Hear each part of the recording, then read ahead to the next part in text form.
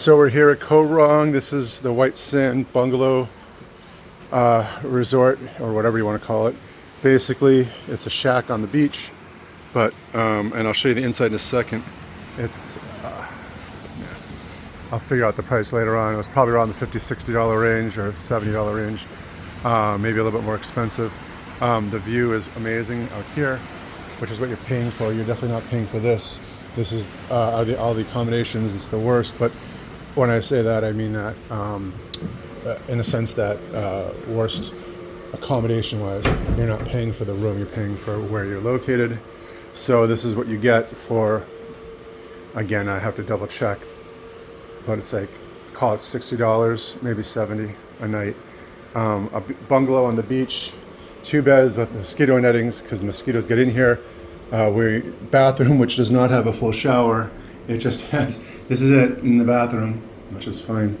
And we were warned that monkeys are all around here and will steal your food, so don't leave anything out on the deck. So I'm definitely going to leave some food on the deck because I want to see monkeys. And I would show you myself, but I'm disgusting right now because we had to lug our luggage all the way up the beach. We are not near the main pier, which I did on purpose. I thought there'd be like a road or something like that, but nope, there is sand. So we had to drag all of our luggage up the sand to the beach where we are staying. So I will not be flipping the phone around this time, but I'll definitely get some more shots later on. So we were sitting here a little earlier and a bunch of, well, 3 horses just decided to come up. They've been here for a little while. There's apparently wild horses on the island, who knew?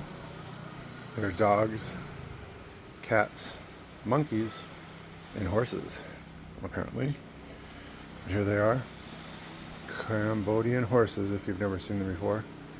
They look strikingly like American horses. But yeah, so did not expect that. I guess they just walk around the island grazing.